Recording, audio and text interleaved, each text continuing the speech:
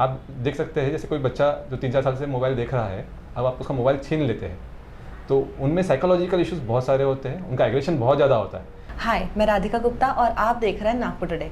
आज मैं आई हूँ ऑरेंज सिटी हॉस्पिटल में और मेरे साथ जुड़े हैं doctor Vivek Shivhare. He is a paediatrician and he will be sharing some insights with us. So let us know. Sir, आजकल जैसे हम लोगों ने देखा है कि जो छोटे बच्चे होते हैं, 3, 4, 5 साल के बच्चे होते हैं, इनको स्मार्टफोन का एडिक्शन बहुत ज़्यादा होता है। कुछ बच्चे ऐसे होते हैं जो स्मार्टफोन मतलब फ़ोन देखे बिना खाना भी नहीं खाते, उनके पेरेंट्स की शिकायत होती है। उसके बाद उनके आँखों पे, छोटे छोटे बच्चों को चश्मा लग जा रहा है आजकल, तो उसका आँखों पे भी बहुत गलत असर पड़ रहा है। तो क्या आप बता सकते हैं कि इससे लॉन्ग टर्म में उनके हेल्थ पे क्या इफ़ेक्ट पड़ेगा? सबसे पहले तो मोबाइल के साइड इफ़ेक्ट बच्चों में कैसे होते हैं उसको हम कुछ एज वाइज सेग्रीगेट करते हैं। मोबाइल छोटे बच्चों में से 3 to 4 ईयर्स में अगर हम मोबाइल दिखाते हैं बच्चों में, तो बच्चों का जो मूवमेंट है, एक्टिविटी, वो कम होता है। हमारा बॉडी फिजियोलॉजी ऐसा बनाया गया है कि हम जो हमारा ब्रेन है, ब्रेन का मॉडिफिकेशन ऐसा होता है, हम जहाँ एक्टिविटी करें तो हमारा मॉडिफिकेशन उस हिसाब से होता है। या फिर बच्चे सीखते हैं, बात करने से सीखते हैं, खेलने से सीखते हैं, हर चीज़ से सीखते हैं। अगर हम मोबाइल पकड़ाते हैं तो वो जो सीख रहे हैं, जो मोबाइल में देख रहे हैं, वही सीख रहे हैं और ब्रेन का मॉडिफिकेशन भी उसी हिसाब से होगा। सपोज़ करो वहाँ पे अगर कुछ एग्रेसिव वीडियोस चल रहे हैं, वो वही देख रहे हैं, जैसे शॉर्ट देखते हैं वो, एंड शॉर्ट देखने के बाद जो उनका मॉडिफिकेशन होगा, ब्रेन का डेवलपमेंट, ब्रेन में जो मॉडिफिकेशन होने चाहिए, वो भी उस एग्रेशन को लेकर ही रहेंगे। सो बच्चों में एग्रेशन बढ़ने के चांसेस ज़्यादा रहेंगे। आप देख सकते हैं जैसे कोई बच्चा जो 3-4 साल से मोबाइल देख रहा है, अब आप उसका मोबाइल छीन लेते हैं, तो उनमें साइकोलॉजिकल इश्यूज़ बहुत सारे होते हैं, उनका एग्रेशन बहुत ज़्यादा होता है। कभी हेड बैंगिंग हो जाता है, करते हैं बच्चे लोग, कहीं दीवार में सर पटकते हैं, रोते हैं, बहुत ज़्यादा चिढ़ते हैं, ये सब चीज़ें होने के चांसेस रहते हैं। अगर वही हम एज ग्रुप बढ़ा देते हैं, सपोज करो एडोलेसेंट एज ग्रुप में रहेगा, एडोलेसेंट एज ग्रुप में सेम इफेक्ट आता है, जैसे हमारे हार्मोन बदलते हैं तो बच्चे वैसे भी एग्रेसिव रहते हैं। बिकॉज आप जैसे हम लोग का एडवाइस रहता है हमेशा कि आपका अगर बच्चा एडोलेसेंट एज ग्रुप में है तो आपने उससे फ्रेंडली बात करना है, आपने उसको डांटना नहीं है, उसको डपटना नहीं है, उसको कुछ लाइक अ बॉस बिहेव नहीं करना है, लाइक अ फ्रेंड बिहेव करना है बच्चों के साथ में। अब वही बच्चा अगर मोबाइल देखता है, जैसे आपने देखा था पबजी खेलते समय बच्चे लोग कितने एग्रेसिव हो गए थे।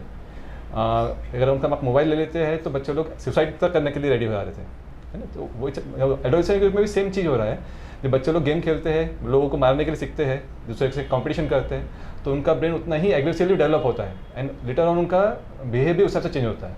हमारे पास में बच्चे एडमिट होते हैं एडोलेसेंट एज ग्रुप के काफ़ी, एंड ऑलमोस्ट आप मेरे ख्याल में देखेंगे तो पिछले 3-4 साल में 5-6 बच्चे एडमिट हुए।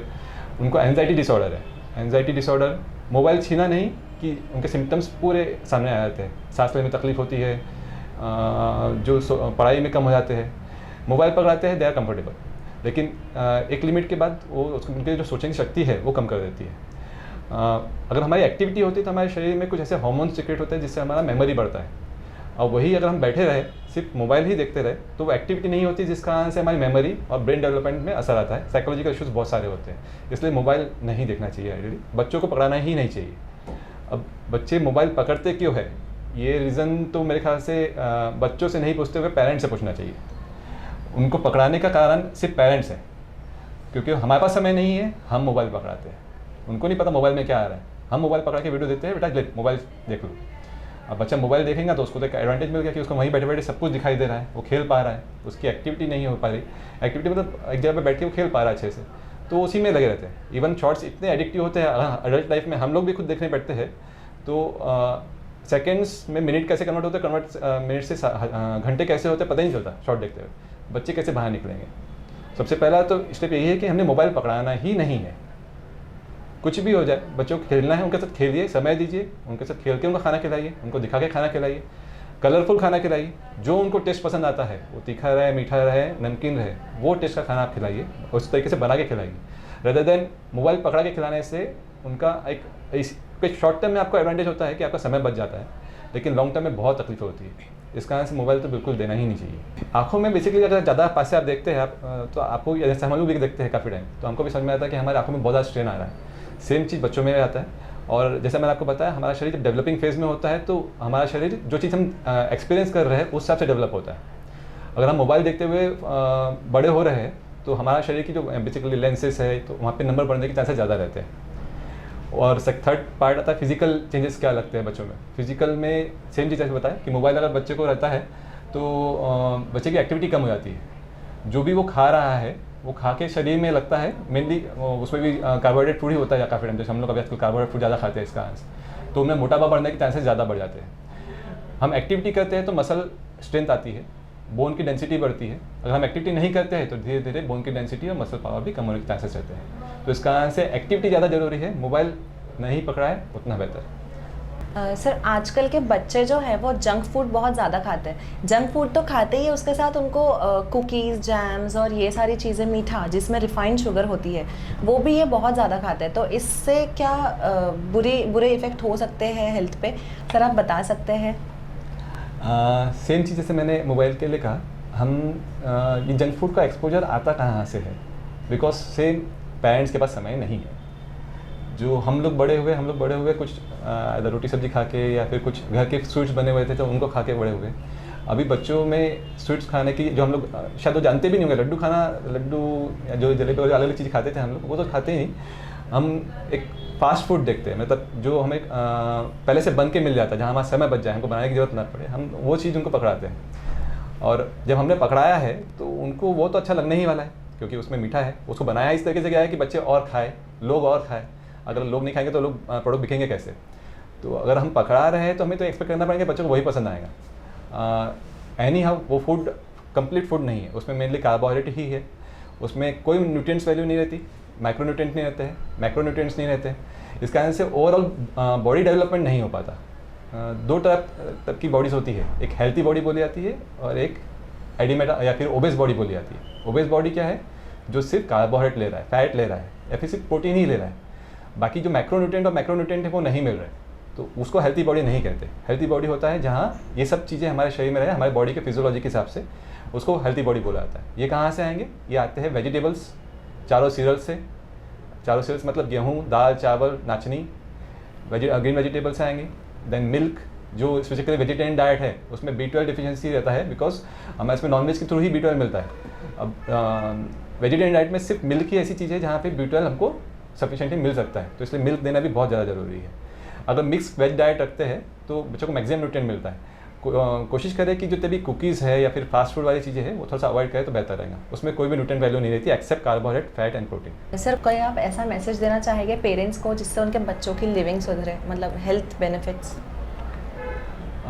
जैसे हमने पहले अभी बताया आपको कि बच्चों के फुल डेवलपमेंट, बॉडी डेवलपमेंट के लिए उनकी एक्टिविटी, अलग अलग तरह की एक्टिविटी, बेसिकली उसमें राइटिंग, रीडिंग, प्लेइंग, ग्राउंड जाके खेलना, लोगों से इंटरेक्ट करना, ये सब चीज़ें इंक्लूड होती है। उसके साथ में ही वैसे ही ब्रेन डेवलप होता है। अगर हम ये चीज़ स्किप करते हैं, ऐसा जैसे यूजिंग मोबाइल करके, तो ब्रेन का, बच्चे को जो ब्रेन डेवलपमेंट जिस तरीके से होना चाहिए उस तरीके से नहीं हो पाता। आपने देखा होगा जैसे बच्चों में जो बेसिकली ज़्यादा मोबाइल देख रहे हैं तो उनमें साइकोलॉजिकल इश्यूज़ बहुत सारे आ रहे हैं। साथ ही ASD के चांसेस भी बढ़ जाते हैं, ऑटिस्टिक स्पेक्ट्रम डिसऑर्डर के चांसेस बढ़ रहे हैं, ऐसा देखा गया है कुछ स्टडीज़ में। तो इसलिए मोबाइल और digital media at least minimum to minimum रखना चाहिए। Ideally it should be less than 2 hours per day, और उसमें भी मोबाइल नहीं होना चाहिए। जितना भी हमने डिजिटल मीडिया देना है, हमने कोशिश करना है कि उसको हम टीवी में दिखाइए, जितना वो भी एजुकेशनल रहे तो ज़्यादा बेहतर है। जैसे आप ABCD दिखा रहे, वीडियो दिखा रहे हैं तो वो ज़्यादा बेहतर है, रैदर देन कुछ शॉर्ट्स दिखाने के, जो आप एडल्ट की एक्टिविटी उसमें दिखाते हैं, वो सब चीज़ें नहीं होनी चाहिए। सेम एडोलेसेंट एज ग्रुप के लिए भी है। एडोलेसेंट एज ग्रुप में आप मोबाइल ना ही पकड़ाए तो अच्छा है, लेकिन इसके लिए आपको पहले से ही, बचपन से ही प्रिपरेशन करना पड़ेगा। अगर मैं 4 साल के बच्चे को ही मोबाइल पकड़ा रहा हूँ तो मैं एडोलेसेंट एज ग्रुप में नहीं छीन सकता उससे, कुछ भी हो जाए मैं छीन नहीं सकता। अगर मैं छीनूंगा तो बहुत सारे प्रॉब्लम होंगे, तो इससे बचपन से ही पकड़ाना बंद करें। हम हमेशा बोलते हैं बच्चा छोड़ता नहीं है, हम पकड़ाते हैं उसको। प्रॉब्लम हम में है, बच्चे में नहीं। तो अगर बच्चे से छुड़वाना है तो सबसे पहले हमें भी मोबाइल छोड़ना पड़ेगा, हमें घर में बच्चे को ज़्यादा समय देना पड़ेगा, हमें खुद को डिजिटल मीडिया छोड़ना पड़ेगा उस चीज़ के लिए। दूसरा, खाने के लिए जितनी उनकी एक्टिविटी रहेंगी उनका खाना अपने आप ही इम्प्रूव होता है। एंड जितना एक्टिविटी करेंगे उतना भूख बढ़ने से बच्चे, जितना हेल्थी फूड बेसिकली बॉडी का रिक्वायरमेंट बढ़ता है तो भूख बढ़ने के चांसेस रहते ही रहते हैं।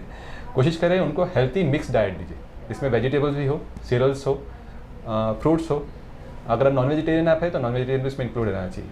एक देखा है तो एक is one of the ideal protein है, तो वो भी उनके डाइट में आप इंक्लूड कर सकते हैं तो अच्छा रहता है।